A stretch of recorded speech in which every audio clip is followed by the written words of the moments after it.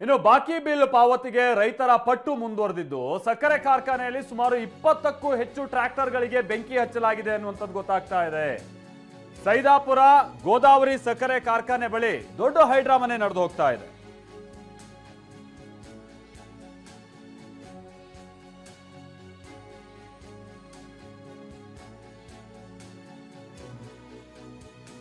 So ಅಲ್ಲಿಗೆ ಇನ್ನೂ ಕೂಡ ಬಗೆಹರಿತಾ ಇಲ್ಲ ಈ ಸಮಸ್ಯೆ.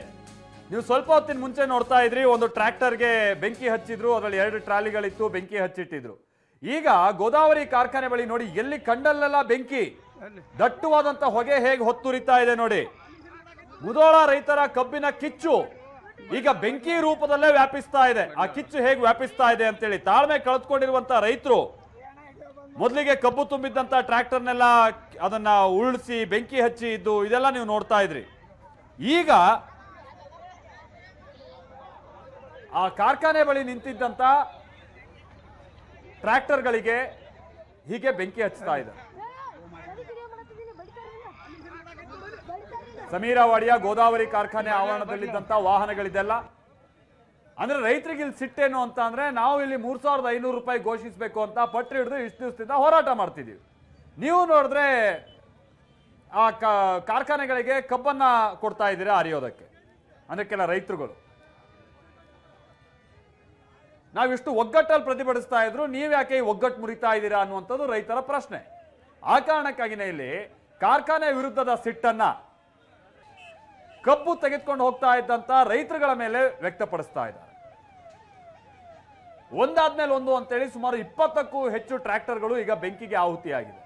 ಆಮೇಲೆ ನೀವು ನೋಡಿರ್ಬೋದು, ಈ ಮುಧೋಳ ಭಾಗದಲ್ಲಿ, ಬೆಳಗಾವಿ ಭಾಗದಲ್ಲಿ ಅಥವಾ ಈ ಉತ್ತರ ಕರ್ನಾಟಕ ಭಾಗದಲ್ಲಿ ಪ್ರಮುಖವಾಗಿ ಈ ಕಬ್ಬು ತೆಗೆದುಕೊಂಡು ಹೋಗುವಂತ ಸಂದರ್ಭದಲ್ಲಿ ಟ್ರ್ಯಾಕ್ಟರ್ ಇಂಜಿನ್ ಒಂದೇ ಆದ್ರೂ 2-3 ಟ್ರಾಲಿಗಳು ಇರ್ತವೆ. ಈಗಲೂ ಹಾಗೆ ಆಗಿದೆ. ಈಗ ಗೊತ್ತಾಗ್ತಾ ಇರೋ ಪ್ರಕಾರವಾಗಿ 20ಕ್ಕೂ ಹೆಚ್ಚು ಟ್ರ್ಯಾಕ್ಟರ್ ಅಂತೇಳಿ. ಆದ್ರೆ ಅದೆಷ್ಟು ಟ್ರಾಲಿಗಳು ಸುಟ್ಟು ಹಾಕಿದಾರೋ ಏನೋ ಗೊತ್ತಾಗ್ತಾ ಇದೆ. ಟನ್ ಗಟ್ಟಲೆ ಕಬ್ಬು ತುಂಬಿದ್ದಂತ ಟ್ರಾಲಿಗಳು ಸುಟ್ಟು ಕರಕಲಾಗ್ತಾ ಇದೆ. ಆಮೇಲೆ ಈ ರೀತಿಯಾಗಿ ಬೆಂಕಿ ಬಿದ್ದಂತ ನಂತರದಲ್ಲಿ ಆ ಕಬ್ಬು ಹೌದು ಹಸಿಯಾಗೇ ಇರುತ್ತೆ, ಆದ್ರೆ ಬೆಂಕಿ ವ್ಯಾಪಿಸೋದಕ್ಕೇನು ಸಮಸ್ಯೆ ಇಲ್ಲ.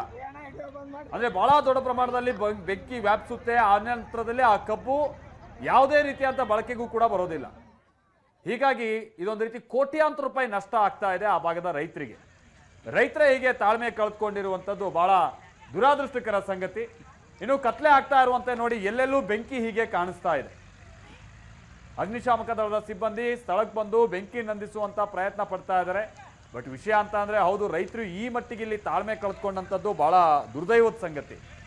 ಯಾಕಂತಂದ್ರೆ ಎಲ್ಲರೂ ರೈತ ವರ್ಗದವರೇ ಅಲ್ವಾ. ಇವ್ರ ರೀತಿಯಾಗಿನೇ ಅವರು ಕೂಡ ಬೆವರು ಸುರಿಸಿ ಬೆಳೆ ಬೆಳೆದಂಥವ್ರು.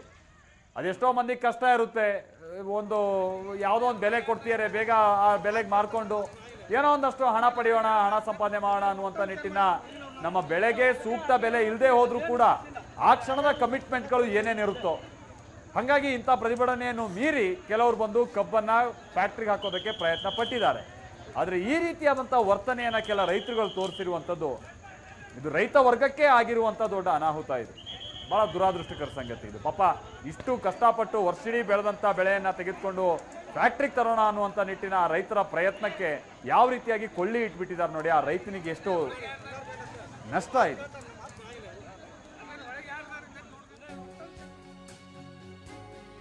ಕಬ್ಬು ತುಂಬಿದ್ದ ಟ್ರ್ಯಾಕ್ಟರ್ಗಳಿಗೆ ರೈತರು ಬೆಂಕಿ ಇಡ್ತಾ ಇದ್ದಾರೆ. ಕಾರ್ಖಾನೆಯ ಆವರಣದಲ್ಲೇ ನಿಂತಿದ್ದಂತಹ 20 ಟ್ರ್ಯಾಕ್ಟರ್ಗಳು ಅಗ್ನಿಶಾಮಕ ಸಿಬ್ಬಂದಿಯಿಂದ ಈಗ ಬೆಂಕಿ ನಂದಿಸುವ ಕಾರ್ಯ ನಡೀತಾ ಇದೆ. ಕಬ್ಬು ತುಂಬಿ ಸಾಲಾಗಿ ನಿಂತಿದ್ದಂತಹ ಟ್ರ್ಯಾಕ್ಟರ್ಗಳಿಗೆ ಬೆಂಕಿ ಇಟ್ಟಿದ್ದಾರೆ ನೋಡಿ. ಲೈವ್ ದೃಶ್ಯಗಳನ್ನ ಗಮನಿಸ್ತಾ ಇದ್ದೀರಿ. ರೈತರ ಪ್ರತಿಭಟನೆಯ ಕಿಚ್ಚು ಯಾವ ರೀತಿ ಬೆಂಕಿ ರೂಪದಲ್ಲಿ ಅಲ್ಲಿ ಹತ್ಕೊಳ್ತಾ ಇದೆ ಅಂತ. ಈ ಕಡೆ ಕೆಲವು ಭಾಗದಲ್ಲಿ ಈಗ ರೈತರು 3300 ರೂಪಾಯಿ ನಿಗದಿ ಮಾಡದಂತೆ ಸರ್ಕಾರ ಘೋಷಿಸಿದಂತೆ ಒಪ್ಕೊಂಡಿದ್ದಾರೆ. ಹಾಗಾಗಿ ಕಾರ್ಖಾನೆಗಳಿಗೆ ಕಬ್ಬನ್ನ ಸಾಗಾಟ ಮಾಡ್ತಾ ಇದ್ದಾರೆ. ಆದ್ರೆ ಈ ಮುಧೋಳ ಭಾಗದಲ್ಲಿ ಏನು ರೈತರು ಪ್ರತಿಭಟನೆಯನ್ನ ಮಾಡ್ತಾ ಇದ್ರು, ನಮಗಿಲ್ಲ 3300 ರೂಪಾಯಿ ಸಾಕಾಗೋದಿಲ್ಲ, 3500 ರೂಪಾಯಿಯನ್ನ ಘೋಷಣೆ ಮಾಡಿ ಅಂತ ಬಿಗಿಪಟ್ಟು ಹಿಡಿದಿದ್ರು.